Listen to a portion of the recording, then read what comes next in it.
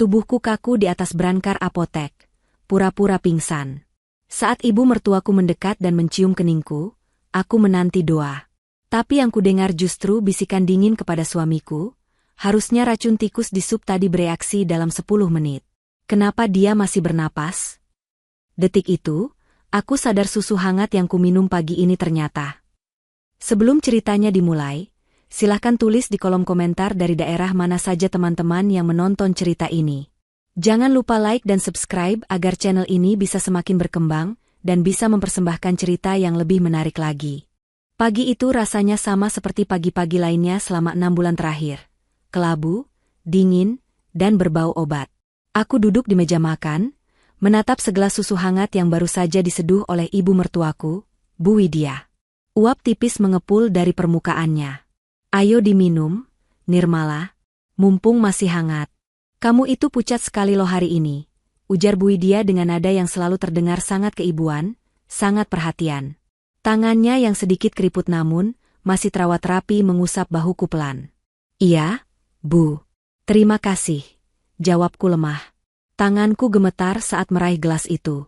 Belakangan ini, tremor di tanganku semakin parah. Dokter bilang ini efek samping dari autoimun yang mendadak menyerangku pasca keguguran tahun lalu. Tapi entah kenapa, setiap kali aku minum susu racikan ibu, perutku rasanya seperti diaduk-aduk blender. Di ujung meja, suamiku, Prasetya, sedang sibuk dengan tabletnya. Dia bahkan tidak menoleh saat aku mulai meneguk susu itu. Rasa susu itu agak creamy, tapi ada jejak rasa logam di ujung lidahku. Aku ingin muntah, tapi tatapan Bu Widya yang lekat membuatku menelan semuanya sampai habis. Pinter, puji Bu Widya seperti sedang bicara pada anak balita. Sekarang obatnya. Dia menyodorkan botol obat cair berwarna merah pekat, suplemen zat besi dan vitamin khusus yang diresepkan dokter keluarga kami. Tapi saat Bu Widya hendak menuangkannya ke sendok, tangannya terpeleset. Botol kaca itu menghantam lantai marmer dan pecah berkeping-keping. Cairan merah menggenang seperti darah. Ya ampun, pekik Bu Widya, dramatis sekali. Duh, ibu ceroboh banget. Padahal ini dosis terakhir buat hari ini. Prasetya akhirnya mendongak, keningnya berkerut. Bu, hati-hati dong. Itu obat mahal, lagian Nirmala butuh itu biar nggak pingsan terus. Maaf, Mas. Ibu nggak sengaja, licin banget botolnya. Bu Widya menatapku dengan wajah memelas yang entah kenapa membuat bulu kuduku meremang. Nirmala, kamu nggak apa-apa kan kalau tebus sendiri ke apotek depan kompleks? Ibu harus bersin ini, takut belingnya kena kaki kamu. Mas Pras kan sudah telat meeting. Aku menghela napas. Sebenarnya kepalaku pening sekali, rasanya seperti ada paku yang ditancapkan pelan-pelan di pelipis. Tapi melihat pecahan kaca dan cairan lengket itu, aku mengangguk. Nggak apa-apa, Bu, biar Nirmala berangkat sendiri. Sekalian cari udara segar. Kataku, hati-hati ya, sayang. Prasetya mengecup keningku sekilas. Dingin. Bibirnya terasa dingin, atau mungkin kulitku yang demam. Jangan lama-lama. Nanti malam ibu mau masak enak. Aku meraih tas tangan, berjalan tertatih menuju garasi. Tubuhku rasanya berat sekali. Seolah gravitasi menarikku 2 kali lebih kuat dari biasanya. Saat aku menyalakan mobil, aku melihat dari kaca spion, Bu Widya dan Prasetya berdiri di ambang pintu. Mereka tidak melambaikan tangan. Mereka hanya berdiri tegak, diam, menatap kepergianku dengan ekspresi yang sulit kubaca. Mungkin hanya perasaanku saja, tapi tatapan mereka seperti orang yang sedang melepas jenazah. Apotek Sehat Sentosa adalah bangunan ruko 2 lantai yang letaknya strategis di pinggir jalan utama, hanya berjarak 10 menit dari rumahku. AC di dalam apotek berhembus kencang, kontras dengan udara Jakarta yang gerah. Bau alkohol dan disinfektan langsung menyergap hidungku. Sepi. Hanya ada 1 orang pengunjung yang sedang melihat-lihat vitamin di rak pojok. Aku berjalan menuju konter penyerahan resep. Biasanya, ada Mbak Sari, apoteker ramah yang sudah hafal namaku dan sering menanyakan kabar kesehatanku. Tapi hari ini, sosok di balik konter kaca itu asing. Seorang pria muda, mungkin usianya akhir 20-an, berkacamata bingkai tipis, dengan nametak bertuliskan, Reza, apoteker penanggung jawab. Wajahnya datar, kaku, bahkan terkesan tidak ramah. Matanya tajam menatapku dari balik lensa kacamata, seolah sedang memindai sesuatu yang salah pada diriku. Mau tebus resep ini, kataku sambil menyodorkan kertas resep yang sudah agak lecek dari saku. Suaraku terdengar parau, tenggorokanku mulai terasa panas, efek susu tadi pagi mulai bekerja. Reza mengambil kertas itu tanpa senyum. Dia membacanya sekilas, lalu matanya beralih menatap wajahku. Lama. Terlalu lama untuk sebuah interaksi antara penjual dan pembeli. Ibu Nirmala? Tanyanya. Suaranya berat dan rendah. Iya, saya sendiri. Obat ini rutin diminum. Setiap hari. Sudah 6 bulan, jawabku, mulai merasa risih. Kenapa? Ada masalah? Reza tidak menjawab. Dia berbalik badan, mengambil botol obat yang sama persis dengan yang dipecahkan Bu Widya tadi pagi. Tapi dia tidak langsung memasukkannya ke dalam plastik. Dia tampak sedang menulis sesuatu di struk pembayaran. Gerakannya cepat, sedikit kasar. Jantungku berdebar lebih kencang. Keringat dingin mulai menetes di punggungku. Kenapa lama sekali? Perutku semakin melilit. Ini obatnya, Bu. Reza akhirnya berbalik. Dia meletakkan botol obat itu di meja konter. Saat aku hendak mengambilnya, tangannya menahan tanganku di atas botol itu. Cengkeramannya kuat, hangat, dan mendesak. Aku terkejut dan hendak menarik tanganku. Mas, apa-apaan? Baca, potongnya cepat, setengah berbisik. Matanya melirik ke arah pintu kaca depan, lalu kembali menatap mataku dengan intensitas yang mengerikan. Baca notanya. Sekarang. Jangan bereaksi. Aku menunduk, melihat struk putih kecil di bawah telapak tanganku. Di balik deretan angka harga, ada tulisan tangan dengan tinta pulpen hitam yang berantakan, seolah ditulis dengan terburu-buru dan penuh amarah. Jangan pulang ke rumah. Obatmu ditukar. Pura-pura pingsan di sini sekarang. Kalau tidak, kamu mati malam ini. Duniaku berhenti berputar. Huruf-huruf itu seakan melompat keluar dan mencekik leherku. Aku mendongak menatap Reza, mencari tanda bahwa ini lelucon. Tapi wajahnya pucat, serius, dan ada ketakutan yang nyata di sana. Lakukan, desis Reza tanpa suara. Bibirnya bergerak membentuk kata perintah. Sekarang. Otakku macet. Logikaku berteriak bahwa ini gila. Apoteker ini pasti orang gila. Mana mungkin obatku ditukar? Prasetya sangat mencintaiku. Bu Widya merawatku seperti anak kandung. Mereka yang membawaku ke dokter, mereka yang menyuapiku makan. Tulisan ini pasti bohong. Tapi kemudian, rasa sakit yang tajam menghantam ulu hatiku. Rasa panas yang menjalar dari perut naik ke kerongkongan, persis seperti yang kurasakan setiap kali habis minum obat di rumah. Bedanya, kali ini rasa sakitnya disertai pemahaman yang mengerikan. Bagaimana kalau dia benar? Pertanyaan itu menggantung di udara. Aku melihat jam dinding. Pukul 9.15. Reza masih menatapku, kali ini dia mengangguk kecil, memberi kode. Kakiku gemetar. Bukan karena sakit, tapi karena adrenalin. Jika aku pulang sekarang, dan tulisan ini benar, aku akan mati konyol. Jika tulisan ini salah, paling aku hanya akan malu karena pingsan di apotek. Risikonya terlalu timpang. Aku memilih percaya pada insting pertahananku. Aku memegang pinggiran etalase kaca, sengaja membuat nafasku terdengar berat dan memburu. Mas, kok kepala saya? Suaraku kubuat bergetar. Reza langsung menangkap sinyal itu. Dia keluar dari balik konter dengan cepat. Bu? Ibu kenapa? Bu Nirmala. Suaranya sengaja dikeraskan, memancing perhatian satu-satunya pengunjung lain di pojok ruangan. Aku membiarkan lututku lemas. Tubuhku merosot ke lantai keramik yang dingin. Gelap sesaat, lalu aku merasakan lantai keras menghantam bahuku. Aku memejamkan mata rapat-rapat, mengatur napas agar terlihat tak sadarkan diri. Tolong! Ada yang pingsan, teriak Reza. Aku mendengar langkah kaki berlari mendekat. Astaga! Kenapa mbaknya? Tanya pengunjung lain itu dengan panik. Sepertinya syok anafilaktik atau serangan jantung. Pak, tolong bantu saya angkat ke ruang racik di belakang. Di sini terlalu dingin kena AC. perintah Reza tegas. Aku merasakan tubuhku diangkat. Bau kemeja Reza tercium, wangi sabun cuci yang sederhana dan sedikit bau tembakau. Dia membopongku dengan hati-hati. Saya panggil ambulans ya, Mas, tanya si bapak pengunjung. Jangan Pak, sergah Reza cepat, lalu nadanya melembut. Maksud saya, biar saya yang tangani prosedur darurat dulu, saya ada alatnya di dalam. Bapak tolong jaga depan saja, jangan biarkan orang lain masuk dulu. Saya akan telepon keluarganya. Aku dibaringkan di atas sebuah brankar, tempat tidur periksa, kecil di ruangan belakang yang sempit dan penuh rak obat. Begitu pintu tertutup dan suara langkah kaki si bapak menjauh, Reza menepuk pipiku pelan. Bu Nirmala, buka mata. Mereka nggak bisa lihat ke sini. Aku membuka mata. Napasku tersengal-sengal, kali ini bukan akting. Ketakutan itu nyata. Reza sedang sibuk mengambil ponselku dari dalam tasku. Dia mematikannya, mencabut kartu SIM-nya, lalu melemparnya ke meja.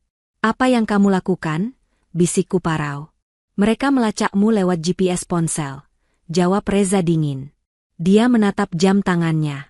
Kalau dugaanku benar, dalam 15 menit lagi, suamimu akan datang. Bukan karena aku meneleponnya, tapi karena dia tahu kamu kolaps sebelum sampai rumah. Maksudmu? Obat yang kamu minum di rumah bukan obat.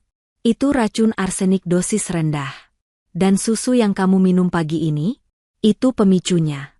Kalau kamu pulang dan minum obat dari botol yang pecah itu, dosisnya akan mematikan organmu dalam hitungan jam.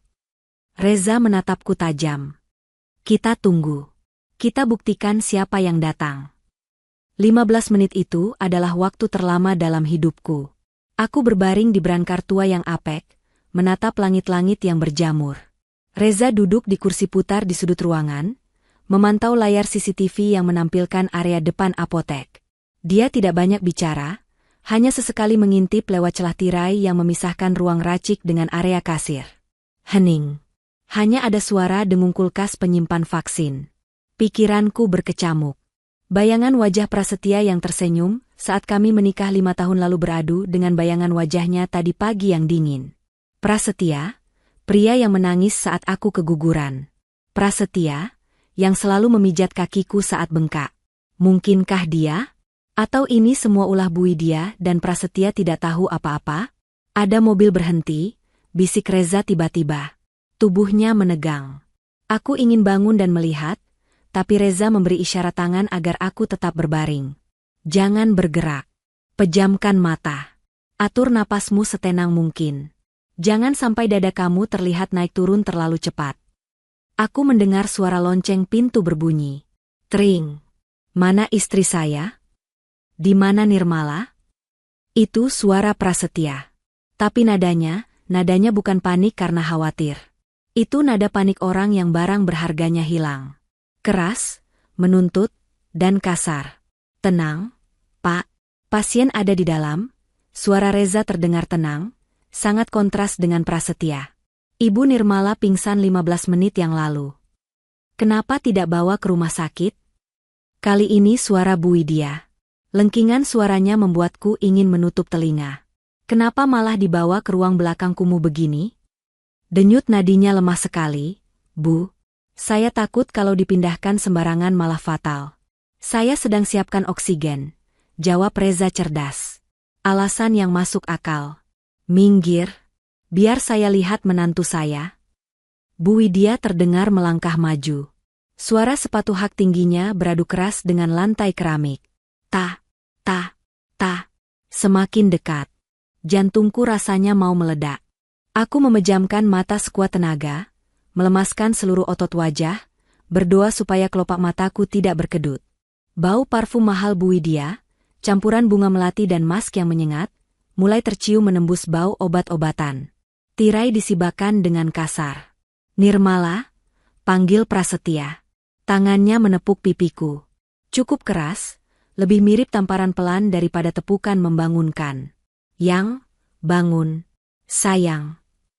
Aku tetap diam. Mengandalkan sisa tenaga untuk menjadi patung. Gimana ini, Mas? Bisik Bu Widya. Suaranya bergetar, tapi bukan getaran sedih. Itu getaran ketakutan. Kok dia bisa pingsan di sini? Harusnya kan? SSTD. Prasetya memotong cepat.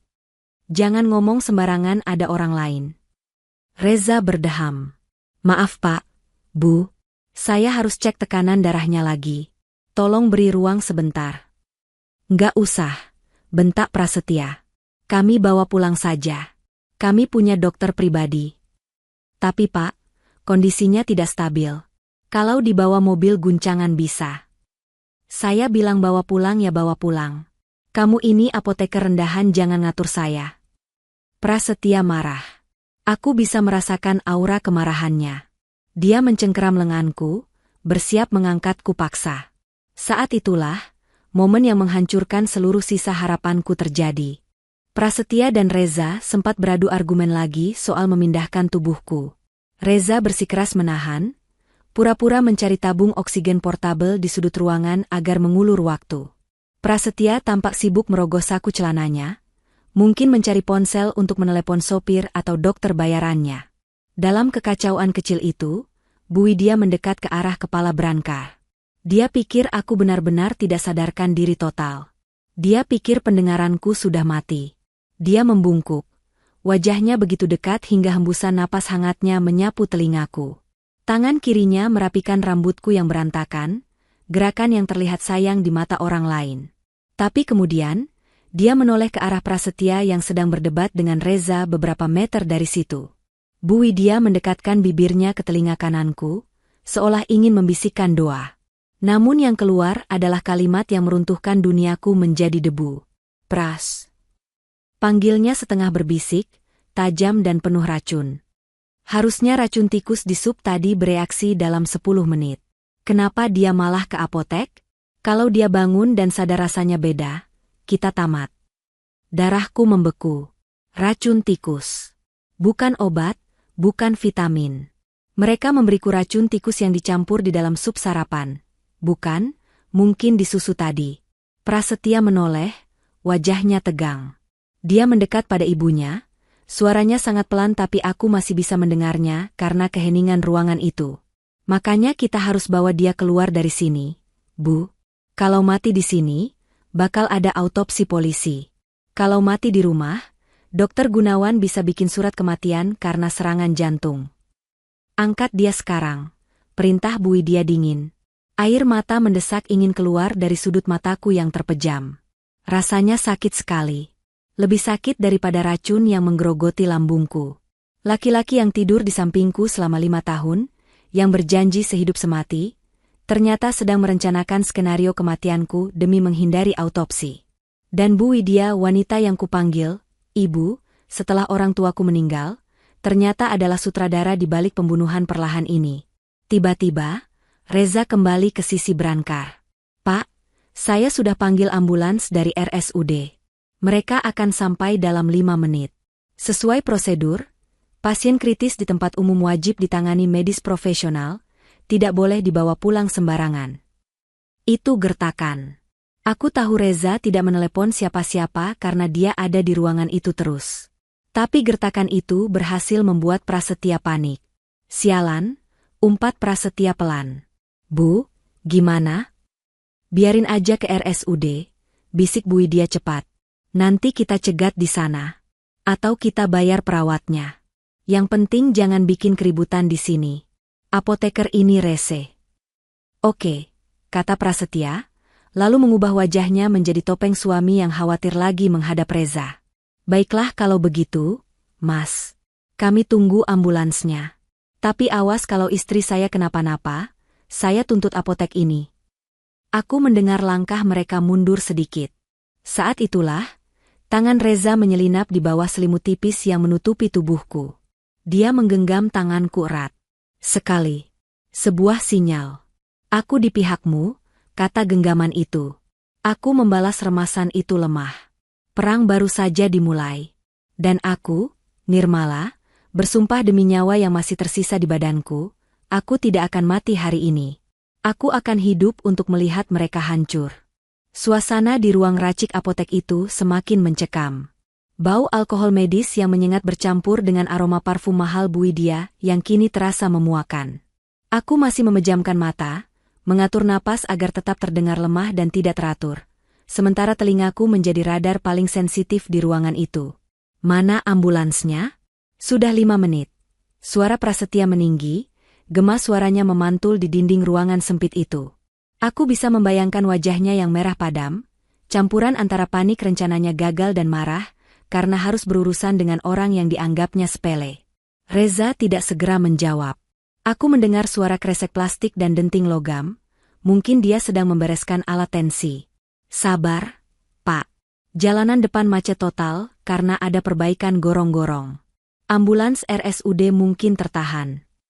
Ah, alasan. Bu Widya menyahut, nada suaranya tajam seperti pecahan kaca. Pras, angkat istrimu. Kita bawa pakai mobil kita saja. Kalau nunggu prosedur birokrasi begini, Nirmala malah kenapa-napa. Kita bawa ke RS Medika Utama, Dokter Gunawan pasti sudah standby. Itu bahaya.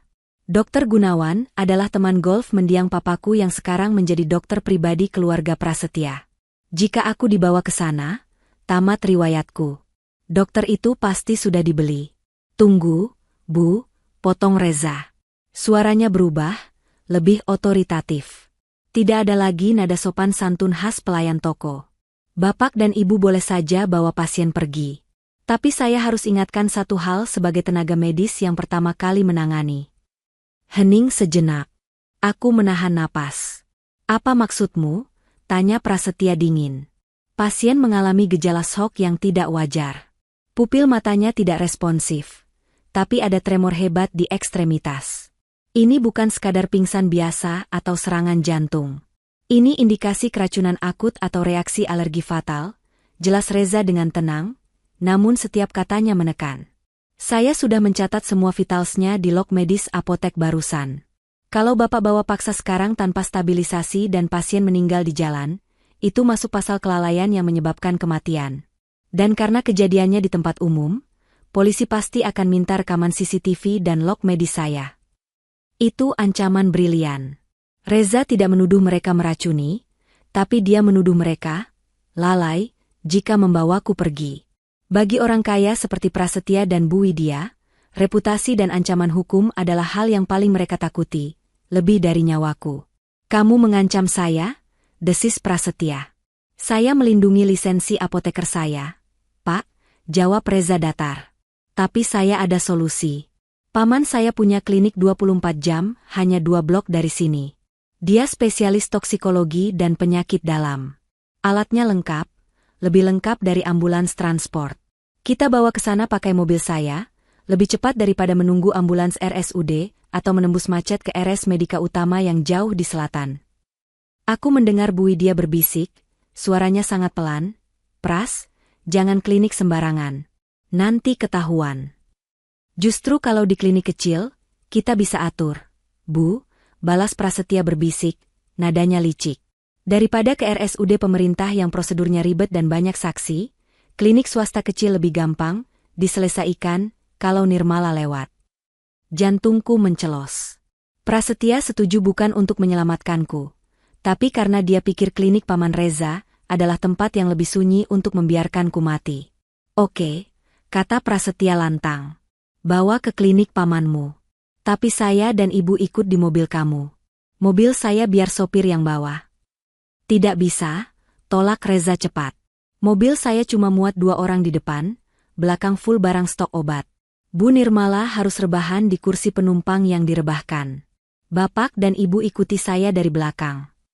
Cih, mobil rongsokan, cibir Bu Widya. Aku merasakan tangan Reza mengangkat tubuhku lagi. Kali ini dia tidak sendirian, Prasetya ikut mengangkat kakiku. Sentuhan tangan suamiku yang dulu selalu terasa hangat dan melindungi, kini terasa seperti lilitan ular.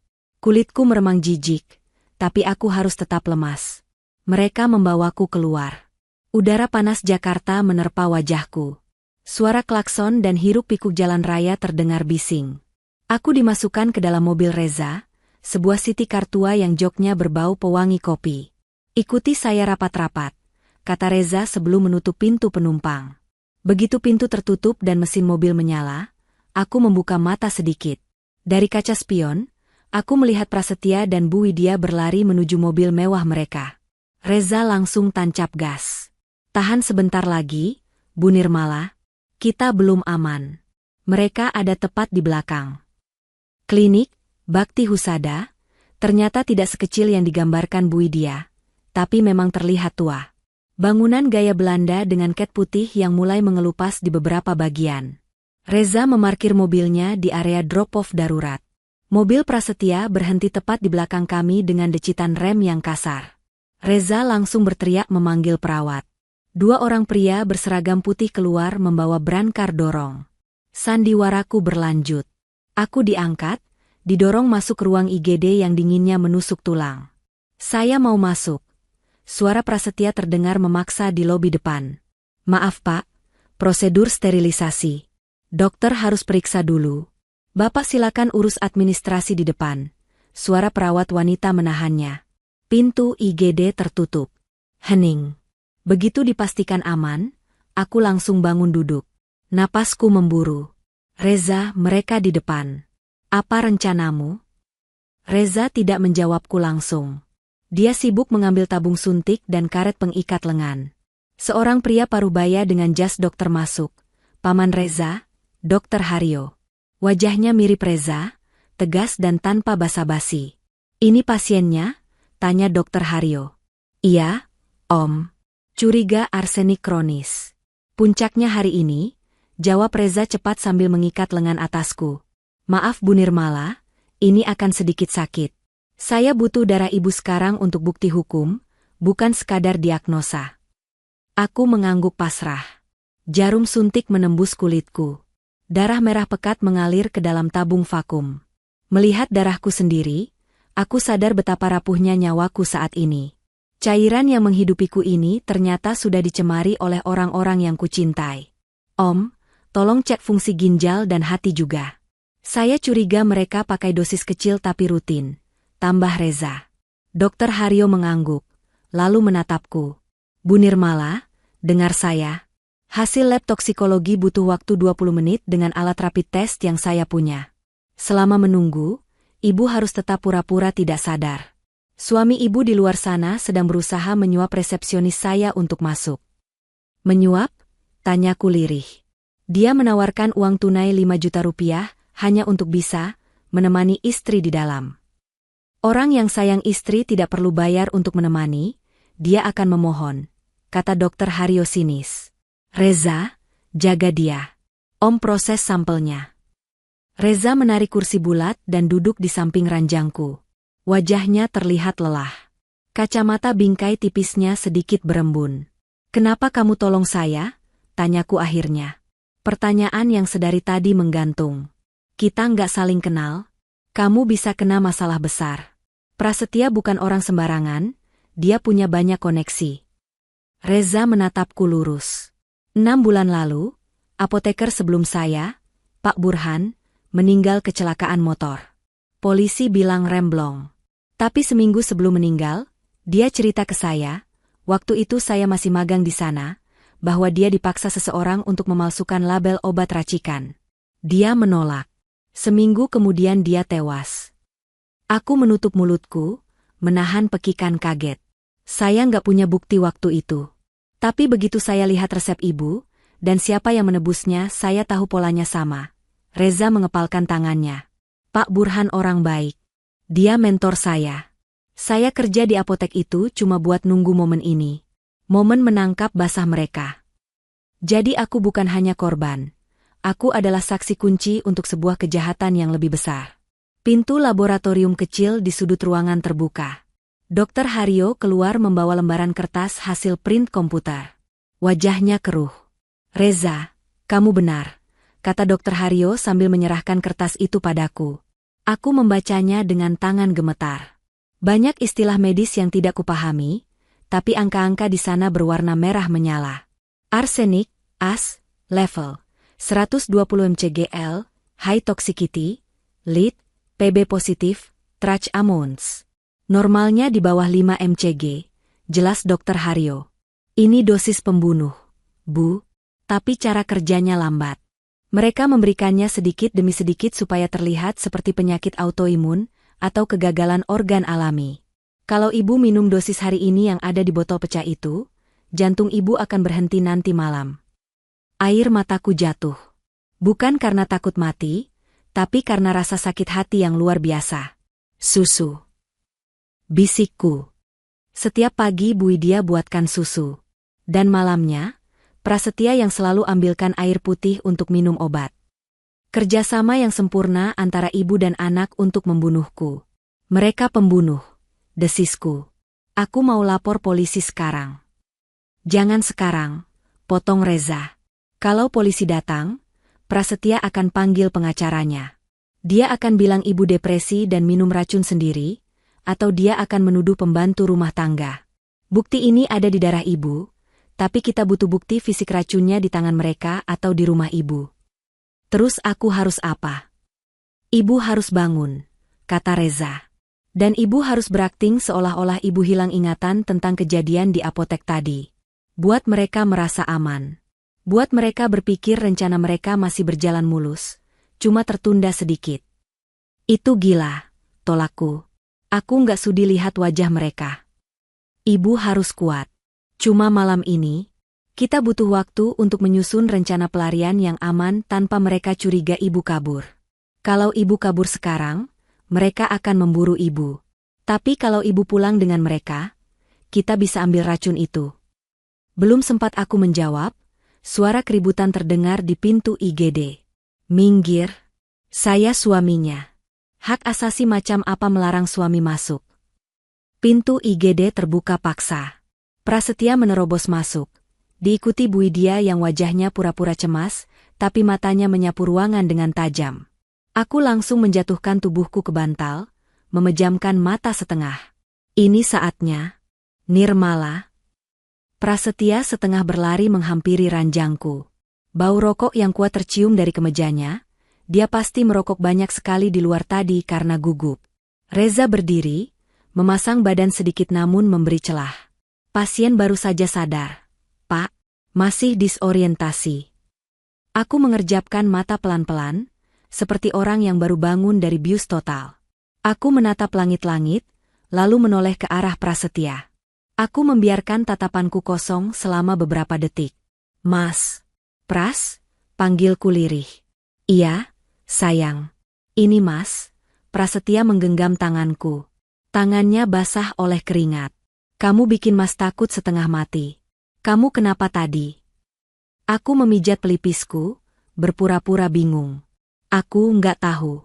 Tadi pagi aku pamit beli obat terus gelap. Kok aku ada di sini? Ini di mana? Aku melirik Bu Widya. Wanita tua itu menatapku dengan mata menyipit, mencari kebohongan di wajahku. Dia adalah lawan yang lebih berbahaya daripada Prasetya. Kamu pingsan di apotek, sayang. Kata Bu Widya, suaranya manis seperti madu beracun. Untung ada apoteker ini yang bawa kamu ke klinik. Kamu nggak ingat apa-apa?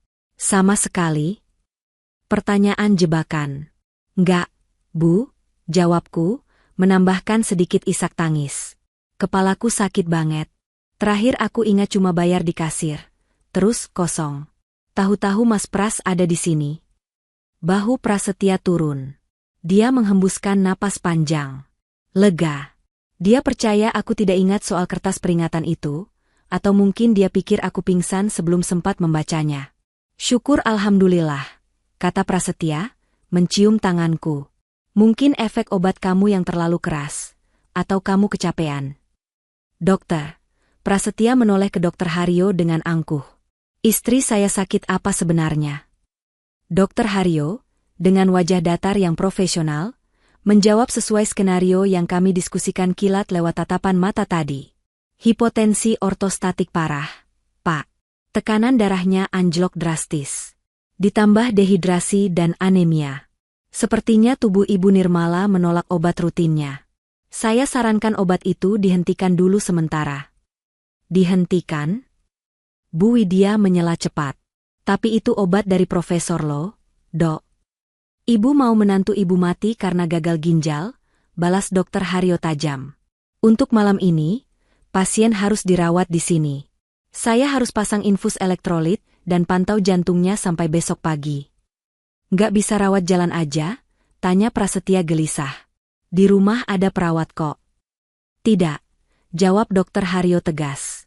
Kalau Bapak bawa pulang dan terjadi cardiac arrest, henti jantung, di rumah, itu tanggung jawab Bapak sepenuhnya. Saya tidak mau tanda tangan surat pengantar apapun. Prasetya dan Bu Widya saling pandang. Mereka berkomunikasi tanpa suara. Aku tahu apa yang mereka pikirkan. Di rumah sakit lebih susah membunuhnya, tapi setidaknya dia tidak curiga.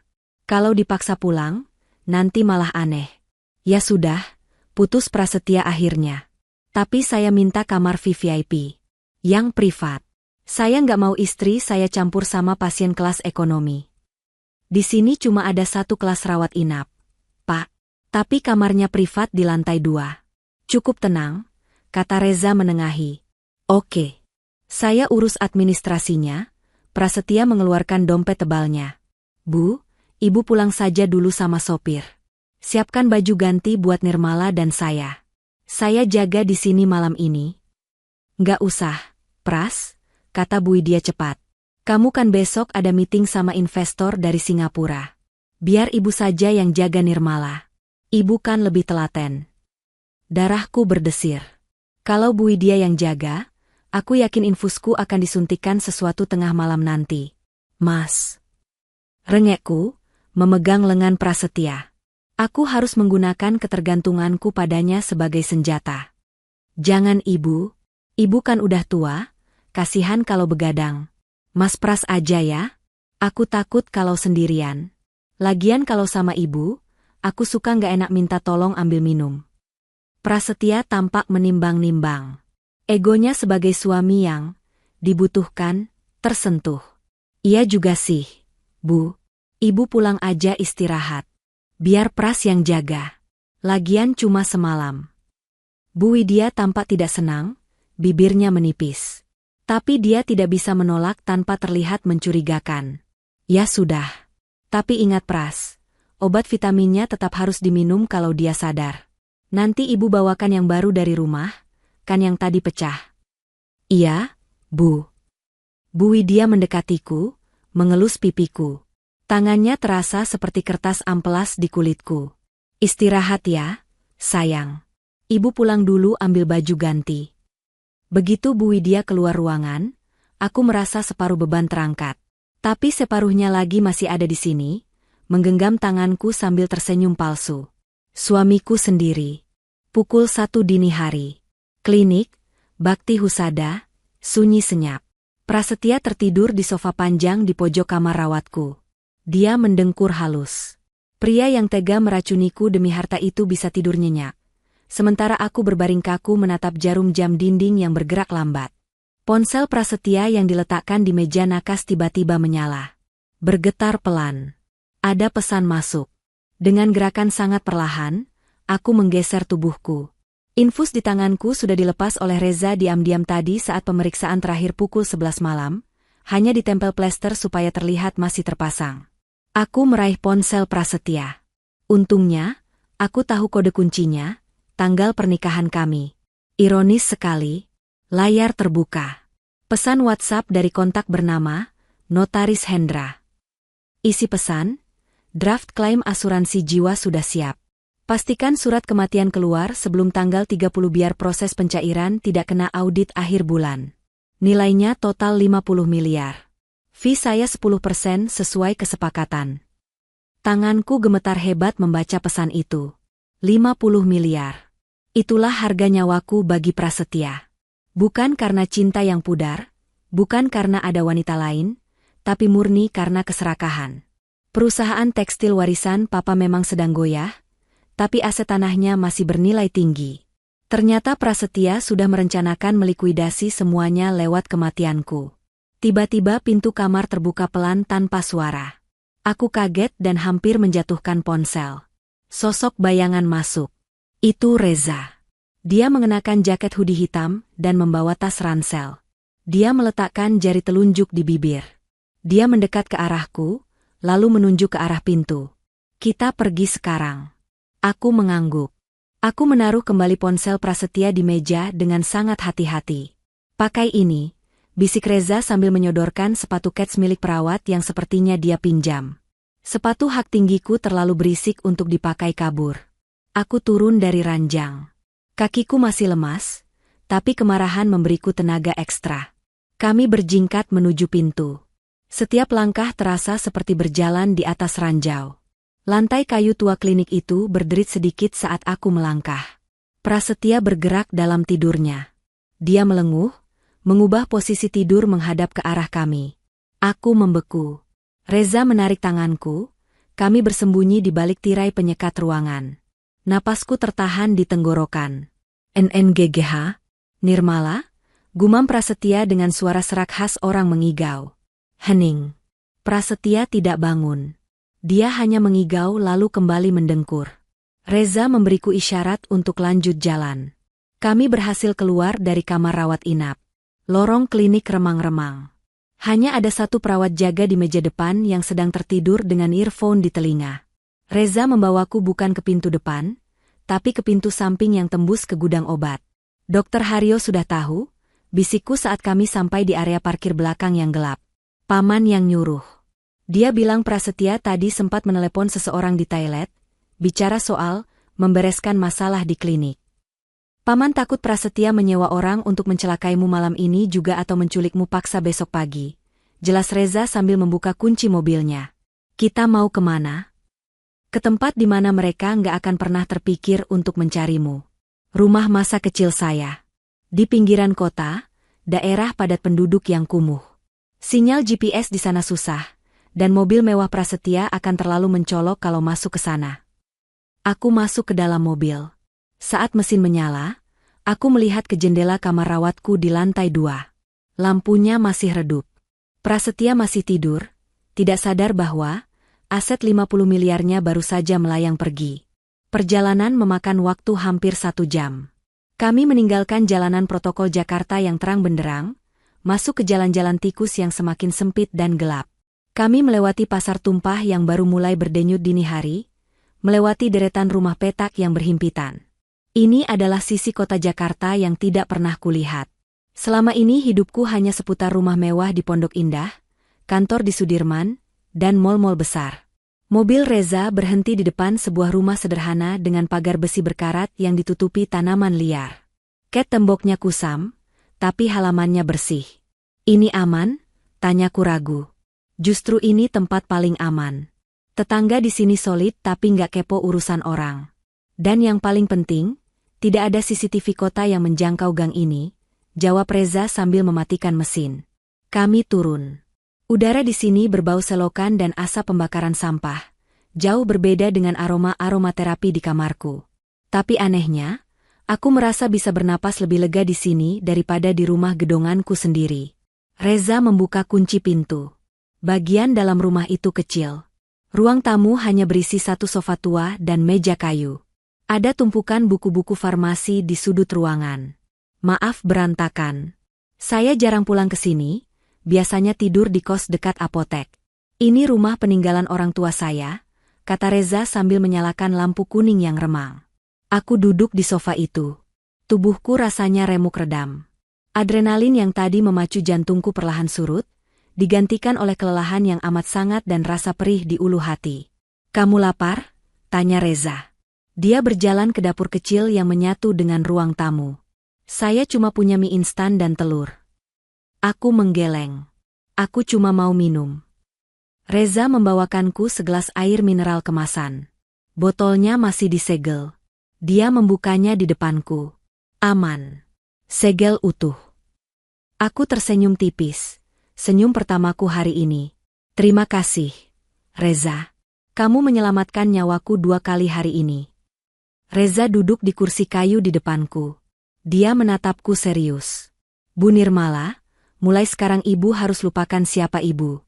Jangan nyalakan HP, jangan buka email, jangan akses M-Banking. Transaksi apapun yang ibu lakukan akan terlacak oleh mereka. Prasetya punya akses ke rekening ibu kan? Punya. Dia pegang kartu tambahan dan tahu password internet bankingku. Besok pagi, Hal pertama yang akan dia lakukan saat sadar ibu hilang adalah memblokir akses ibu dan melacak transaksi. Jadi, kita harus bergerak secara analog, tunai, dan tanpa jejak digital. Tapi aku nggak bawa uang tunai banyak, kataku sambil meraba saku celana. Dompetku tertinggal di tas tangan yang ada di kamar klinik. Ya Tuhan, tasku ketinggalan di klinik. Tenang, Reza tersenyum kecil. Dia mengangkat tas ransel yang dipakainya tadi. Saya sudah ambil tas ibu waktu Prasetya tidur. Isinya dompet, HP, dan ini. Reza mengeluarkan sebuah botol kecil dari tas itu. Botol kaca bening berisi cairan bening. Itu apa? Air minum ibu yang ada di nakas klinik. Yang disiapkan Prasetya sebelum dia tidur, kata Reza. Wajahnya mengeras. Saya sempat cium baunya sedikit. Ada bau almond samar.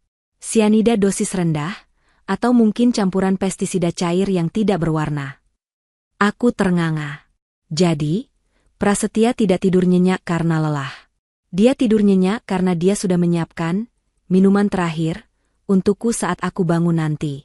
Jika aku tidak kabur malam ini, aku tidak akan pernah bangun lagi. Air mata menetes lagi. Kali ini aku tidak menahannya. Aku menangis sejadi-jadinya di sofa tua rumah orang asing, meratapi pernikahan yang ternyata hanyalah sebuah eksekusi mati yang tertunda. Reza membiarkanku menangis. Dia tidak berusaha menenangkan dengan kata-kata klise. Dia hanya duduk di sana, diam, menjadi saksi kehancuranku, sekaligus menjadi satu-satunya tameng yang kumiliki. Besok kita mulai perlawanan, kata Reza pelan setelah tangisku mereda. Malam ini, istirahatlah. Kunci pintu kamar dari dalam. Saya tidur di sofa ini. Aku menatap botol racun di meja itu. Besok, aku akan buat mereka membayar setiap tetes racun yang masuk ke tubuhku.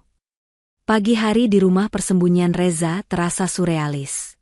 Sinar matahari menerobos masuk lewat celah jendela yang berdebu, menerangi ruangan sempit yang penuh buku tebal. Aku duduk di lantai beralaskan karpet tipis, memangku laptop tua milik Reza. Di sampingku, secangkir kopi hitam mengepul, kopi sachet murah yang rasanya jauh lebih nikmat daripada kopi luwak beracun di rumahku. Kita harus cepat, Bu Nirmala, kata Reza yang duduk di kursi kayu, matanya mengawasi jalanan lewat celah gorden. Prasetya pasti sudah sadar ibu hilang dari klinik. Dia akan memblokir semua akses ibu sebentar lagi. Aku tahu, jawabku. Jari-jariku menari di atas keyboard. Aku tidak menyalakan ponselku. Itu sama saja bunuh diri digital. Aku login ke internet banking menggunakan mode penyamaran, incognito, dan VPN yang dipasang Reza. Tangan kiriku masih gemetar sisa efek racun, tapi amarah membuat fokusku tajam. Aku melewati sistem keamanan bank dengan token yang untungnya tersimpan di aplikasi cloud yang bisa kuakses lewat web. Begitu saldo rekeningku terbuka, mataku terbelalak. Gila. Desisku. Ada apa? Reza menoleh. Uang operasional pabrik kosong. Suaraku bergetar. Bulan lalu ada 3 miliar untuk belanja bahan baku kapas. Sekarang tinggal 15 juta perak. Aku menelusuri riwayat transaksi. Selama 6 bulan terakhir, tepat saat aku mulai sakit-sakitan, ada ratusan transaksi keluar. Bukan transaksi bisnis. Uang itu mengalir ke situs-situs dengan nama aneh. Winjackpot 88, Crypto King Vault, dan pembayaran kartu kredit atas nama Widya Puspita, yang tagihannya mencapai ratusan juta per bulan. Mereka merampokku pelan-pelan, kataku, air mata kemarahan menggenang. Prasetya main judi online slot dan trading bodong. Sementara ibunya, lihat ini, Reza. Dia beli tas Hermes seharga 400 juta pakai uang gaji karyawan pabrikku. Reza mendekat, melihat layar laptop. Pantas mereka butuh asuransi jiwa ibu cair cepat. Mereka bukan cuma serakah, mereka bangkrut. Mereka gali lubang tutup lubang pakai uang perusahaan ibu. Kalau ibu mati, perusahaan jatuh ke tangan Prasetya, dan dia bisa jual aset tanah pabrik buat tutup utang judinya. Aku merasa mual. Selama ini aku berpikir perusahaan sedang lesu karena pasar global. Ternyata suamiku sendiri yang menggerogotinya dari dalam seperti rayap. Prasetya selalu bilang, kamu istirahat aja, sayang. Biar Mas yang urus keuangan, kamu fokus sembuh.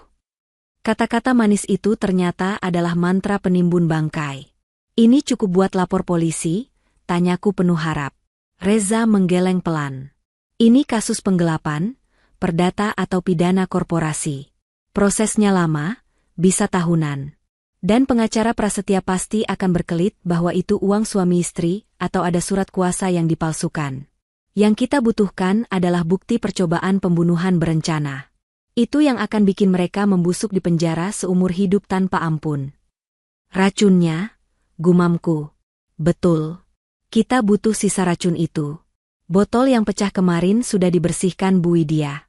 Tapi botol air yang saya amankan semalam mungkin bisa jadi bukti pendukung. Masalahnya, kita butuh senjata utamanya. Stok racun yang mereka simpan. Aku menutup laptop dengan kasar. Aku tahu di mana Bu Widya menyimpannya. Dia punya brankas di ruang kerja, tapi kuncinya selalu dia bawa. Kecuali apa? Kecuali buku harian hitamnya. Bu Widya itu obsesif. Dia mencatat segalanya. Pengeluaran belanja, jadwal arisan, bahkan aib orang-orang yang dia benci. Kalau dia merencanakan pembunuhan ini, dia pasti mencatat progresnya. Dia suka mengagumi hasil kerjanya sendiri. Di mana buku itu? Di rumah. Di sarang ular itu. Rencana ini gila, tapi kami tidak punya pilihan. Rumahku terletak di kawasan elit Menteng, di mana satpam berpatroli tiap jam dan CCTV ada di setiap sudut. Tapi sebagai pemilik rumah selama 10 tahun, aku tahu celah yang tidak diketahui Prasetya maupun Bu Widya. Hari ini Rabu. Kataku sambil menggambar denah kasar rumah di atas kertas bekas bungkus nasi uduk. Jam 10 pagi, Prasetya pasti ke lapangan golf. Dia stres atau senang, dia pasti main golf. Itu ritualnya. Sementara Bu Widya, hari Rabu adalah jadwal arisan berlian di Hotel Bintang 5. Dia nggak akan pulang sebelum jam 3 sore. Pembantu? Tanya Reza. Ada Mbak Sumi. Tapi dia pulang kampung seminggu lalu karena ibunya sakit. Prasetya belum cari pengganti karena takut ada orang asing yang lihat aku sakit-sakitan di rumah. Jadi praktis, rumah kosong. Kita masuk jam 11 siang. Putus Reza. Tapi kita nggak bisa pakai mobilku. Terlalu jelek. Satpam kompleks pasti curiga dan nanya KTP. Kita pakai taksi online, turun di taman kompleks belakang. Ada pintu kecil di tembok belakang rumah yang tertutup tanaman rambat. Kuncinya aku sembunyikan di bawah pot bunga bougainville 5 tahun lalu buat cadangan kalau kunci utama hilang. Semoga masih ada. Reza menatapku ragu. Bu Nirmala, ibu yakin kuat? Fisik ibu masih lemah. Adrenalin akan bikin aku kuat. Reza, aku mau ambil hidupku lagi. Kami berangkat pukul 10.30. Aku mengenakan jaket hoodie besar milik Reza dan topi baseball, plus masker medis. Penampilanku jauh dari sosok sosialita Nirmala. Di saku jaket, aku membawa botol semprot merica yang dipinjamkan Reza, hanya untuk jaga-jaga. Perjalanan ke Menteng terasa sangat lama. Jantungku berpacu seirama dengan roda mobil taksi. Saat kami mendekati kompleks perumahan, aku melihat spanduk besar foto Prasetya sebagai calon ketua himpunan pengusaha muda. Wajahnya yang tampan dan berwibawa terpampang di sana. Dulu aku bangga melihatnya. Sekarang, aku ingin merobek spanduk itu dan membakarnya. Kami turun di taman belakang kompleks yang sepi. Kami berjalan cepat menyusuri tembok-tembok tinggi rumah gedongan. Itu rumahnya. Bisikku menunjuk bangunan megah bergaya Mediterania dengan cat putih bersih. Dari luar terlihat damai dan mewah. Tapi bagiku sekarang, rumah itu terlihat seperti makam marmer raksasa. Kami menyelinap ke gang belakang. Aku meraba-raba bagian bawah pot bougainville yang sudah sangat rimbun. Jari-jariku menyentuh tanah basah, cacing, lalu logam dingin. Dapat, bisikku. Kunci cadangan yang berkarat itu masih di sana. Aku memasukkan kunci ke lubang pintu besi kecil yang tertutup tanaman liar. Karat memakannya. Biar saya coba. Reza mengambil alih. Dia menggoyangkan kunci itu dengan teknik tertentu, menahan napas, lalu memutarnya kuat. Klik. Pintu terbuka dengan derit engsel yang menyakitkan telinga. Kami masuk ke halaman belakang rumahku sendiri. Kolam renang airnya keruh penuh daun kering, Bukti bahwa rumah ini sudah tidak terurus sejak aku sakit. Ayo, ajakku. Kami menuju pintu kaca ruang tengah yang biasanya tidak dikunci ganda dari dalam. Begitu aku melangkah masuk ruang tengah, hawa dingin AC sentral langsung menyergap. Rumah ini hening. Terlalu hening. Tapi yang membuat hatiku mencelos adalah pemandangan di meja makan. Ada sisa pesta kecil tadi malam. Botol wine mahal yang sudah kosong, 2 gelas kristal dengan noda lipstik merah menyala, milik Bu Widya, dan kotak cerutu prasetya. Piring-piring kotor bekas steak wagyu masih berserakan. Mereka merayakan hilangnya aku. Saat aku sedang berjuang napas di klinik semalam, mereka makan steak dan minum wine di sini. Membayangkan mereka bersulang sambil tertawa di atas penderitaanku, membuat darahku mendidih. Rasa takutku hilang seketika, berganti menjadi dendam yang dingin dan terfokus. Jangan sentuh apapun tanpa sarung tangan. Peringat Reza sambil memberiku sepasang sarung tangan lateks dari sakunya. Kita nggak boleh ninggalin sidik jari baru atau jejak DNA yang bikin mereka sadar kita pernah kesini. Ruang kerja Bu Widya di lantai atas, sebelah kamar utama, bisikku. Kami menaiki tangga melingkar yang megah itu. Karpet tebal meredam langkah kaki kami. Di dinding tangga, foto-foto pernikahan kami masih terpajang rapi. Foto saat kami tersenyum bahagia di Paris, di Bali, di Tokyo. Semuanya palsu. Senyum prasetya di foto itu palsu. Sampai di lantai 2, kami langsung menuju pintu jati besar berukir. Ruang kerja Bu Widya. Pintunya terkunci. Minggir, kata Reza. Dia mengeluarkan sebuah kawat kecil dari dompetnya. Ternyata apoteker pendiam ini punya bakat membobol kunci. Dulu pintu gudang apotek sering macet. Saya jadi belajar trik ini. Dalam hitungan detik, pintu terbuka. Bau ruangan itu khas Bu Widya. Aroma kertas tua, kayu jati, dan dupa melati. Ruangan itu rapi, sangat kontras dengan meja makan yang berantakan di bawah. Disinilah otak kejahatan itu bekerja. Cari buku agenda warna hitam kulit. Atau botol-botol kecil tanpa label, perintahku. Aku menggeledah laci meja. Isinya tumpukan tagihan kartu kredit yang belum dibayar dan surat peringatan dari bank. Reza memeriksa lemari buku. Nirmala, sini, panggil Reza dari sudut ruangan. Dia berdiri di depan sebuah lukisan abstrak besar. Lukisan ini miring sedikit. Dan ada goresan di lantai parketnya, seperti sering digeser. Kami berdua menggeser lukisan berat itu. Benar saja. Di baliknya ada brankas dinding. Digital. Sial. Aku nggak tahu kodenya, keluhku. Dulu dia pakai tanggal lahir almarhum papa mertua, tapi pasti sudah diganti. Reza menatap tombol angka brankas itu. Lihat, tombol angka 1, 5, dan 9 lebih berminyak dan pudar warnanya dibanding yang lain. Kemungkinan kombinasi angka-angka itu. Aku berpikir keras. 1, 5, 9. Angka apa yang penting bagi Bu Widya? Tanggal lahir prasetya? Bukan. Tanggal pernikahan kami? Jelas bukan. Tiba-tiba aku teringat sesuatu. Coba 1995, kataku. Angka apa itu? Tahun dia memenangkan sengketa warisan dengan keluarga suaminya yang dulu. Dia selalu bangga cerita soal itu.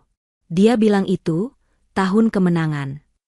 Reza menekan angka 1995 lalu tombol pagar. Bep, bep, bep, klek. Pintu besi itu terbuka. Jantungku berdegup kencang saat melihat isi brankas itu. Bukan tumpukan uang atau emas batangan. Isinya jauh lebih mengerikan. Di rak paling atas, berjejer 3 botol kaca kecil berwarna coklat gelap. Tanpa merek pabrik, hanya ada label tulisan tangan, fase 1, fase 2, dan final. Reza mengambil salah satu botol dengan hati-hati, membuka tutupnya dan mengibaskannya sedikit ke arah hidung. Arsenik cair konsentrasi tinggi. Ini barang selundupan, biasanya dipakai di industri pertambangan ilegal. Setetes saja bisa bikin gagal ginjal. Kalau 1 sendok teh, mati dalam 10 menit. Di rak bawah, ada tumpukan dokumen. Aku mengambil yang paling atas. Polis asuransi jiwa Allianz atas namaku. Nilai pertanggungan, 50 miliar rupiah. Dan di halaman tanda tangan, ada tanda tanganku. Tanda tangan yang sangat mirip, tapi aku tahu aku tidak pernah menandatanganinya. Tanggalnya tercatat 2 bulan sebelum aku mulai sakit. Mereka sudah merencanakannya setahun lalu. Gumamku. Reza menarik sebuah buku agenda tebal bersampul kulit hitam dari tumpukan itu. Ini yang ibu cari? Aku membukanya. Ini bukan sekadar agenda. Ini adalah logbook kematian. Tulisan tangan Bu Widya yang rapi dan tegak bersambung memenuhi halamannya. 12 Januari, mulai campuran fase 1 di teh sore. Target mengeluh pusing dan mual. Bagus. 15 Februari, dosis dinaikkan. Target muntah darah sedikit. Prasetya panik, tapi aku suruh dia tenang. Bawa ke dokter langganan, Dokter Gunawan sudah diamankan. 3 Maret, rambut target mulai rontok. Dia menangis di kamar mandi. Kasihan, tapi kita butuh uangnya buat bayar bunga utang kasino. Kemarin, target kebal. Harus ganti ke fase final secepatnya sebelum audit perusahaan bulan depan. Membaca tulisan itu, aku tidak merasa sedih lagi. Rasa sedihku sudah habis. Yang tersisa hanya rasa jijik yang amat sangat. Wanita yang kuanggap ibu kedua, yang kupeluk saat lebaran, ternyata mencatat kerontokan rambutku sebagai sebuah prestasi. Kita bawa semua ini, kata Reza tegas. Dia memasukkan botol-botol racun itu ke dalam kantong plastik ziplock yang dia bawa, lalu memasukkan buku agenda dan polis asuransi ke dalam tas ranselnya. Ini cukup. Ini lebih dari cukup buat vonis mati. Ayo kita keluar dari rumah terkutuk ini, ajakku. Kakiku gemetar, ingin segera lari. Kami menutup kembali brankas, meski isinya sudah kosong, dan mengembalikan lukisan ke posisi semula. Kami bergegas keluar dari ruang kerja, menuruni tangga. Namun, saat kami sampai di pertengahan anak tangga, suara deru mesin mobil terdengar mendekat dari halaman depan. Suara mesin halus, tapi khas. Alphard milik Bu Widya. Aku membeku di tangga. Itu Bu Widya. Kenapa dia pulang jam segini? Harusnya dia arisan sampai sore. Mungkin ada yang ketinggalan, atau arisannya batal, bisik Reza tegang. Jangan panik. Lewat belakang, cepat. Kami lari menuruni sisa anak tangga menuju ruang tengah. Tapi terlambat. Suara kunci pintu depan terdengar diputar. Pintu utama dan pintu belakang berada dalam satu garis lurus pandangan. Kalau kami lari ke pintu belakang sekarang, dia akan melihat kami saat membuka pintu depan. Kami terjebak di tengah ruang tamu. Sembunyi, desis Reza. Tidak ada tempat sembunyi di ruang tamu yang luas dan terbuka, open space, itu. Hanya ada satu pilihan, kamar tidur utama di lantai 1, kamar yang dulu kutempati bersama Prasetya, yang pintunya terbuka sedikit di sebelah kanan kami. Kami melompat masuk ke dalam kamar tidur itu tepat saat pintu depan terbuka. Klek, kriet. Sialan si Linda, bisa-bisanya dia pamer tas KW di depan gue. Suara Bu Widya terdengar jelas, bergema di ruang tamu. Dia pulang karena marah di arisan. Dia sedang mengomel sendiri sambil membanting kunci mobil ke meja konsol. Kami berada di dalam kamar tidur utama. Kamar yang luas dengan ranjang king size. Bau kamar ini masih sama seperti dulu, bau pengharum ruangan lavender. Tapi sekarang terasa asing. Reza menarikku masuk ke dalam walk-in closet, ruang pakaian, yang luas. Kami bersembunyi di balik deretan jas mahal Prasetya dan gaun-gaun pesta milikku yang masih tergantung rapi, gaun-gaun yang mungkin tidak akan pernah kupakai lagi. SSDT. Reza menempelkan telunjuk di bibir. Jarak wajah kami sangat dekat di ruang sempit itu. Aku bisa mendengar detak jantungnya yang cepat, atau mungkin itu detak jantungku sendiri.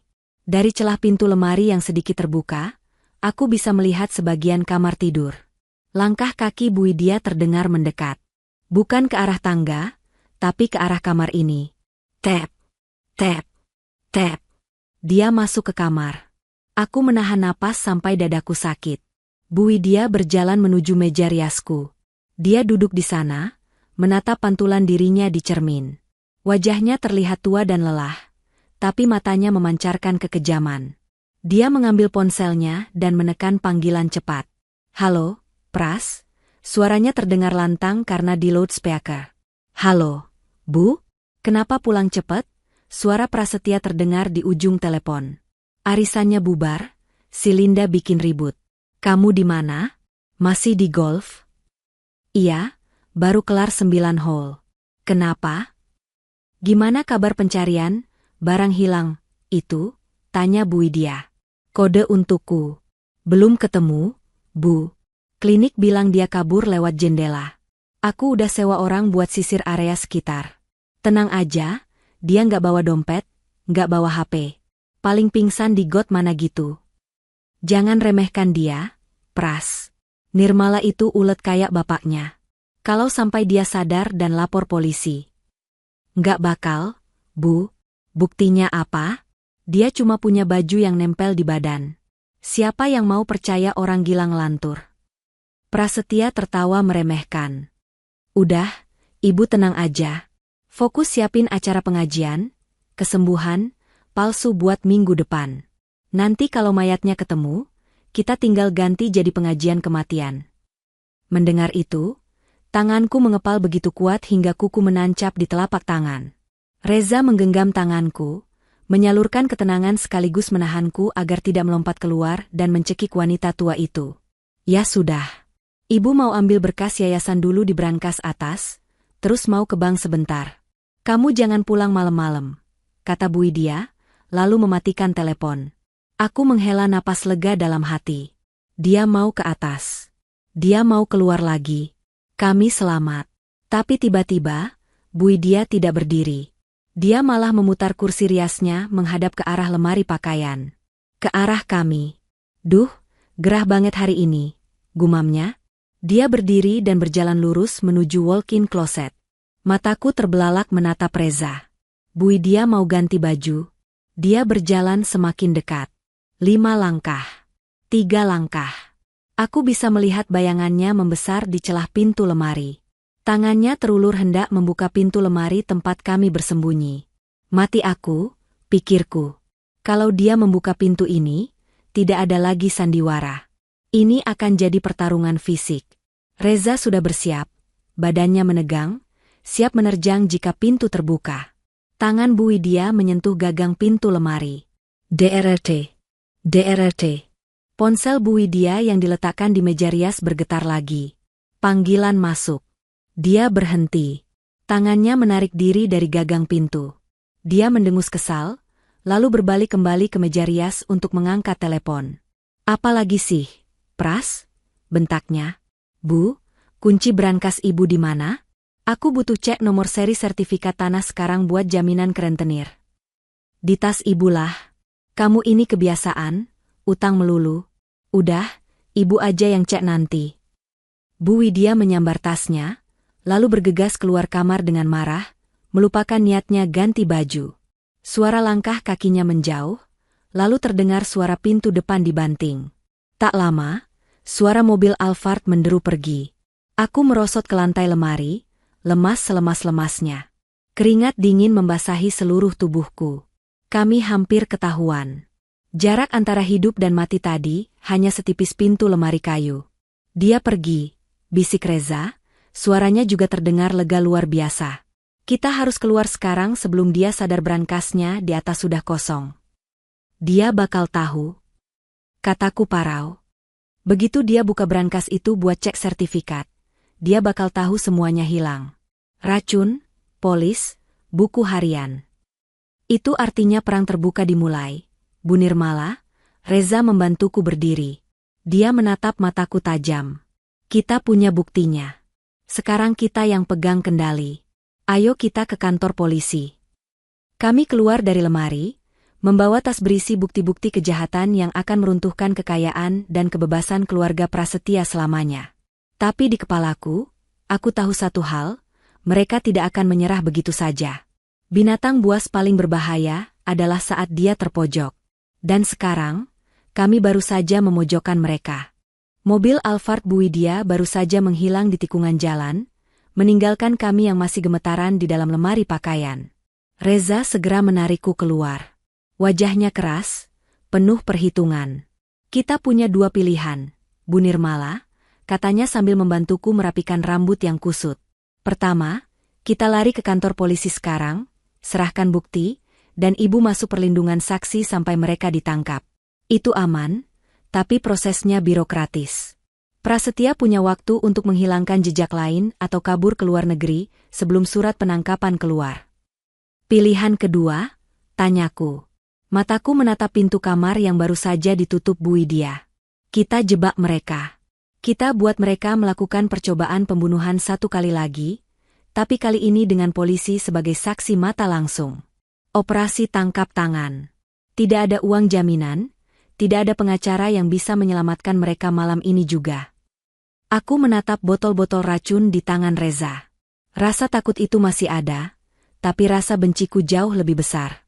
Aku membayangkan wajah ayahku yang membangun perusahaan tekstil itu dengan keringat darah, hanya untuk dirampok oleh benalu seperti mereka. Aku membayangkan anakku yang belum sempat lahir. Aku pilih opsi kedua, jawabku dingin. Aku mau melihat wajah mereka saat mereka tahu mereka kalah. Reza mengangguk, ada kilat kekaguman di matanya. Kalau begitu, ibu harus melakukan hal paling berbahaya di dunia. Ibu harus pulang ke rumah ini seolah-olah tidak terjadi apa-apa. Sore itu, pukul 17. Langit Jakarta mulai gelap tertutup mendung tebal. Gerimis mulai turun, membasahi jalanan aspal kompleks Menteng. Aku berdiri di depan pagar rumahku sendiri. Pakaianku sengaja kubuat sedikit kotor. Rambutku kubiarkan tergerai berantakan. Di balik kerah bajuku, tertempel sebuah alat penyadap suara mikro, bag, yang baru saja dipasang oleh tim reserse narkoba, teman lama Pak Burhan, apoteker yang meninggal, yang dihubungi Reza. Reza dan tim polisi berpakaian preman sudah bersiaga di dalam mobil van catering yang diparkir 3 rumah dari sini. Mereka mendengar setiap tarikan napasku. Aku menekan bel. Tak lama, Bu Widya keluar. Dia sudah berganti pakaian santai, wajahnya tampak gusar. Namun, begitu melihatku berdiri di balik pagar dengan wajah pucat dan tatapan kosong, matanya membelalak. Bukan bahagia, tapi kaget bercampur kecewa. Nirmala, panggilnya. Dia bergegas membuka gerbang kecil. Ya ampun, kamu dari mana saja? Kami cari kamu kemana-mana. Aktingku dimulai. Aku membiarkan tubuhku limbung ke arahnya. Bu, kepalaku sakit, aku tersesat, tadi aku jalan kaki terus. Bu Widya menangkap tubuhku. Tubuhnya kaku. Aku bisa mencium bau kemunafikan dari parfumnya. Ya Tuhan, badanmu panas sekali. Ayo masuk, ayo masuk. Prasetya pasti lega kamu pulang. Dia memapahku masuk ke dalam rumah. Di ruang tamu, dia mendudukkanku di sofa. Matanya menyapu wajahku, mencari tanda-tanda apakah aku ingat kejadian di apotek. Kamu ingat tadi pagi kemana? Tanyanya hati-hati sambil menuangkan air putih. Aku menggeleng lemah. Ingatku cuma botol obat pecah. Terus gelap. Tahu-tahu aku di pinggir jalan, bingung mau pulang kemana. Senyum tipis terbit di sudut bibir Bu Widya. Senyum kemenangan. Dia pikir racun itu akhirnya berhasil merusak otakku secara permanen. Syukurlah kamu pulang. Nak, minum dulu. Dia menyodorkan gelas. Aku menerimanya, tapi pura-pura tersedak dan menumpahkan sebagian besar isinya ke baju. Maaf, Bu, tanganku gemetar. Nggak apa-apa. Nanti ganti baju ya. Ibu telepon Pras dulu. Bu Widya menjauh sedikit, membelakangiku. Telingaku menajam. Di seberang sana, di dalam mobil pengintai, aku tahu Reza juga sedang mendengarkan.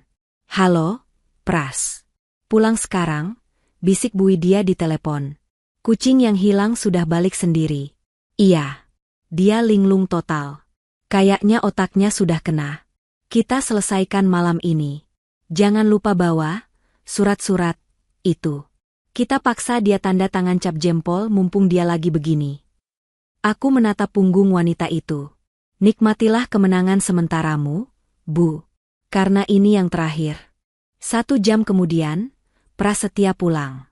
Dia masuk rumah dengan tergesa-gesa, jasnya basah terkena hujan. Begitu melihatku duduk di ruang keluarga dengan tatapan kosong menatap TV yang mati, dia menghela napas panjang. Ekspresinya campuran antara lega, karena asetnya kembali, dan jijik. Nirmala, panggilnya lembut. Nada suara yang dulu selalu membuatku merasa dicintai. Dia duduk di sampingku, merangkul bahuku. Kamu bikin Mas khawatir setengah mati. Mas pikir kamu diculik. Maafin Nirmala, Mas. Jawabku lirih, menunduk. Nirmala nggak berguna ya, sakit-sakitan terus, nyusahin Mas sama ibu. SSTT, jangan ngomong gitu. Prasetya mengelus rambutku. Tapi matanya memberi kode pada Bu Widya yang berdiri di ambang pintu dapur. Kode yang sangat jelas. Kapan? Mandi dulu Gih, Mas. Biar seger, kata Bu Widya. Habis itu kita makan malam. Ibu masak sup buntut kesukaan Nirmala. Sekalian merayakan Nirmala sudah pulang. Oke, Prasetya mencium keningku. Kamu tunggu sini ya. Jangan kemana-mana lagi. Prasetya naik ke lantai 2. Aku mendengar langkah kakinya menuju kamar utama. Jantungku berdegup kencang. Apakah dia akan mengecek brankas? Kalau dia mengecek brankas sekarang, rencanaku berantakan. Tapi ternyata tidak. Dia hanya masuk kamar, mungkin ganti baju. Sepertinya mereka sangat yakin dengan kondisi linglungku sehingga merasa tidak perlu buru-buru mengecek stok racun. Atau mungkin, mereka punya stok cadangan di tempat lain. Aku duduk diam di sofa, sementara Bu Widya sibuk di dapur. Aroma sup buntut menguar, harum dan menggugah selera. Dulu, ini adalah masakan favoritku. Sekarang, aroma itu membuat perutku mual karena aku tahu bumbu tambahannya.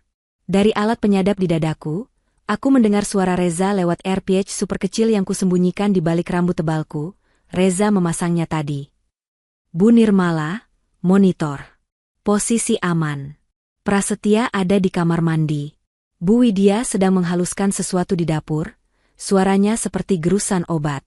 Jangan makan atau minum apapun sampai saya beri aba-aba serbu. Iya, gumamku sangat pelan, seolah sedang bicara sendiri. Tak lama kemudian, Prasetya turun. Dia sudah memakai pakaian santai rumah. Di tangannya, dia membawa sebuah map biru. Sayang, kata Prasetya duduk lagi di sampingku. Dia membuka map itu. Mumpung kamu di sini, Mas mau minta tolong tanda tangan sebentar. Ini berkas perpanjangan izin pabrik yang kemarin tertunda. Mas butuh tanda tangan kamu sebagai pemilik utama. Aku melirik kertas itu. Itu bukan izin pabrik. Itu surat kuasa penuh pemindahan aset tanah pabrik ke atas nama Prasetya pribadi, dan surat persetujuan pencairan polis asuransi lebih awal dengan alasan penyakit kritis. Mereka benar-benar tidak sabar. Tangan aku sakit. Mas kaku, alasanku, menyembunyikan tangan di balik selimut sofa. Pelan-pelan aja. Mas bantu pegangin. Desak Prasetya. Dia menyelipkan pena ke jari-jariku yang gemetar. Ayo, demi masa depan kita. Biar pabrik nggak bangkrut. Makan dulu. Seru Bu Widya dari ruang makan. Tanda tangannya nanti aja habis makan, biar Nirmala tenagan dulu. Kasihan dia pucat gitu. Prasetya tampak kesal, tapi dia menurut. Ya udah, makan dulu. Ayo, Mas bantu jalan. Kami berjalan menuju meja makan. Meja itu sudah ditata rapi. Lilin menyala remang-remang, menciptakan suasana hangat yang palsu. Di tengah meja, panci sup mengepul. Dan tepat di depan kursiku, ada sebuah cangkir teh porselen yang motifnya berbeda dengan cangkir lain. Teh herbal khusus. Dosis penutup. Suara hujan dan petir di luar semakin kencang, menjadi latar musik yang dramatis untuk makan malam ini. Kilat sesekali menerangi ruang makan, menciptakan bayangan panjang di wajah Prasetya dan Bu Widya. Kami duduk. Bu Widya menuangkan sup ke mangkukku. Makan yang banyak, biar cepat sembuh, kata Bu Widya. Ada jeda aneh sebelum kata, sembuh. Aku mengaduk sup itu pelan. Ibu nggak makan? Ibu sudah kenyang cicip-cicip tadi. Ibu temani kalian saja. Prasetya makan dengan lahap, tapi matanya terus melirik ke arah cangkir teh di depanku. Dia gelisah. Kakinya mengetuk-ngetuk lantai di bawah meja. Ayo diminum tehnya, lah. Itu teh chamomile impor, bagus buat relaksasi saraf kamu yang tegang, kata Prasetya. Aku menatap cairan coklat keemasan di cangkir itu. Uapnya tidak berbau teh biasa. Ada aroma almond samar, sianida, atau mungkin campuran obat tidur dosis letal yang mereka gerus tadi. Mas. Panggilku pelan. Ya? Mas ingat gak waktu kita pertama ketemu? Di perpustakaan kampus? Tanyaku, mencoba mengulur waktu sambil memancing emosi mereka. Prasetya tampak terganggu dengan nostalgia ini. Ingat dong. Kenapa tiba-tiba bahas itu? Waktu itu Mas bilang, Mas jatuh cinta sama aku karena aku cerdas. Karena aku wanita mandiri yang bisa meneruskan usaha papa. Aku menatap matanya dalam-dalam. Apa sekarang Mas malu punya istri yang rusak begini? Prasetya tersedak sedikit. Dia meletakkan sendoknya. Wajahnya berubah dingin. Topeng penyayangnya mulai retak. Kamu ngomong apa sih? Mas kan selalu rawat kamu.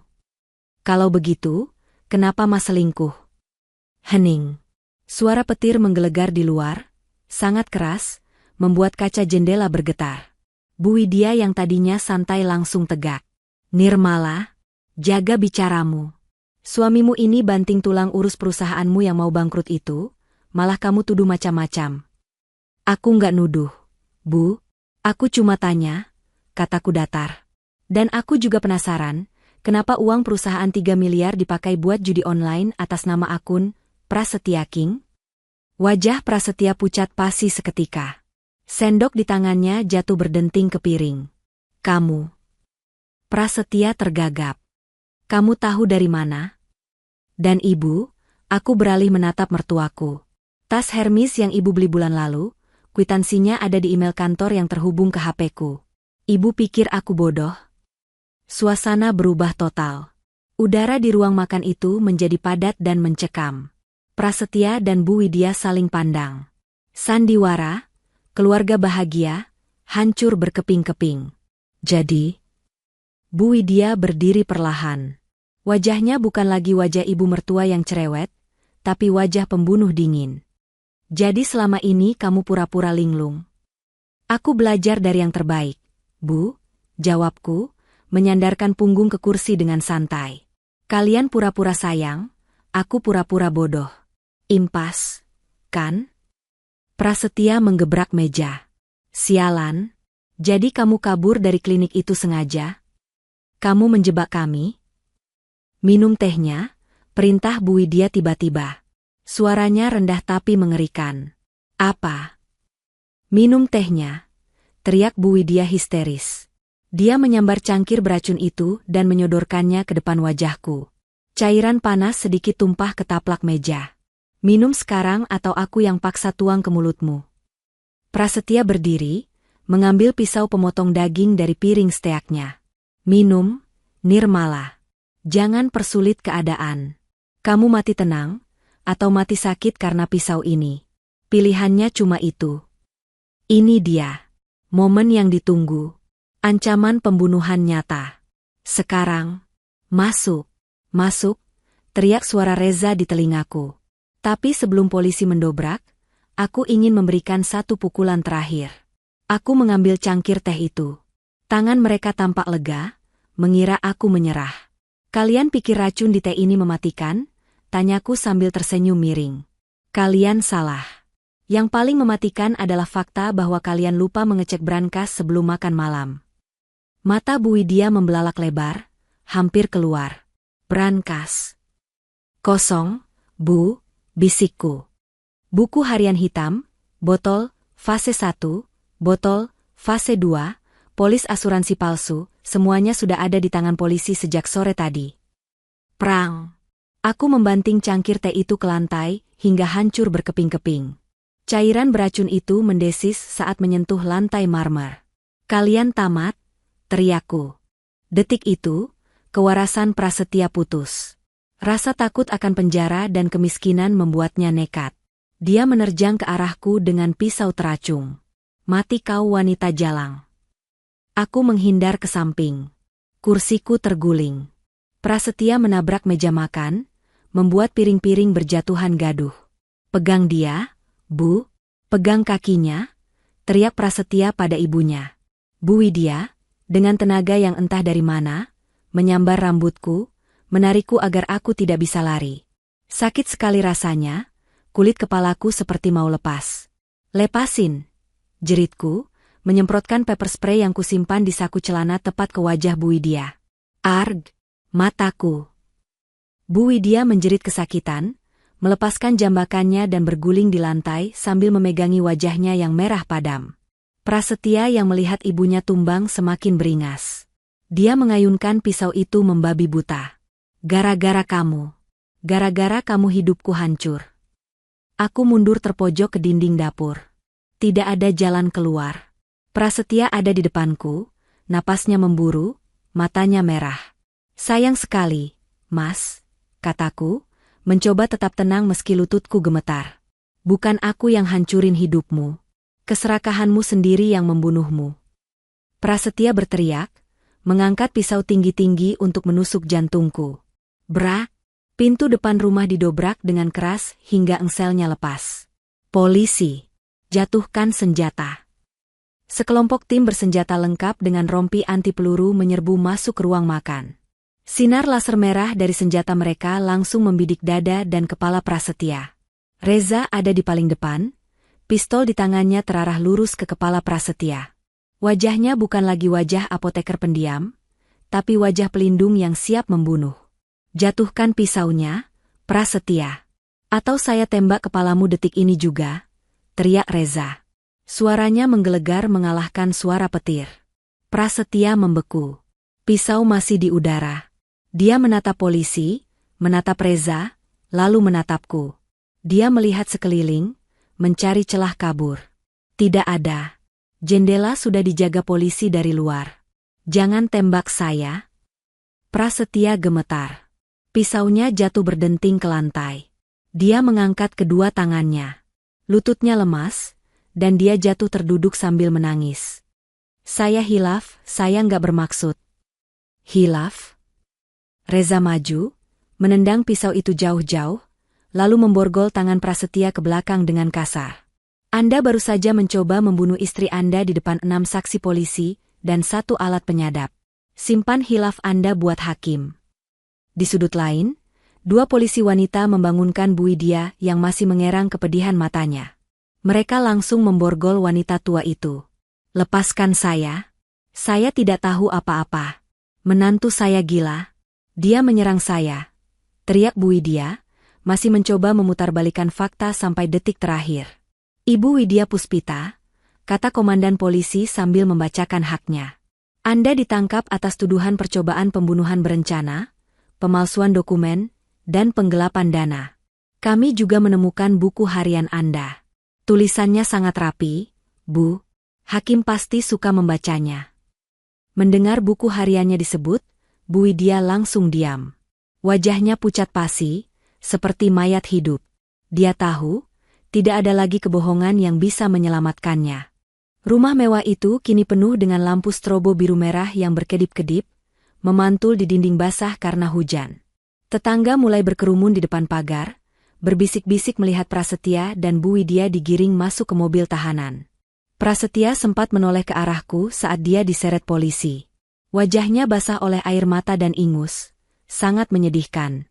Nirmala, tolong Mas. Mas suamimu. Rengeknya. Aku berdiri di teras, didampingi Reza. Aku menatap pria itu, pria yang dulu kucintai, pria yang kunikahi. Tidak ada rasa kasihan sedikit pun di hatiku. Hati nuraniku sudah mati untuknya sejak dia membiarkan ibunya menaruh arsenik di susuku. Suamiku sudah mati, Pras. Jawabku datar. Dia mati bersamaan dengan botol obat yang kamu pecahkan pagi ini. Pintu mobil tahanan ditutup. Sirine berbunyi, membawa pergi 2 parasit yang selama ini menggerogoti hidupku. Reza menurunkan tangannya yang sedari tadi siaga memegang bahuku.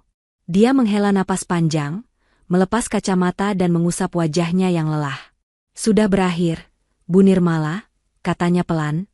Terima kasih, Reza. Kataku, kakiku akhirnya menyerah. Aku terduduk di bangku teras. Kalau nggak ada kamu, mungkin sekarang aku sudah jadi mayat di dalam rumah itu. Ibu menyelamatkan diri ibu sendiri. Saya cuma kasih jalan. Reza duduk di sampingku, memberikan jaketnya untuk menutupi bahuku yang dingin. Apa rencana ibu selanjutnya? Aku menatap langit malam. Hujan mulai reda. Udara terasa bersih. Seolah alam ikut mencuci dosa-dosa di rumah ini. Pertama, aku mau makan nasi goreng. Nasi goreng pinggir jalan yang aman dan gak beracun.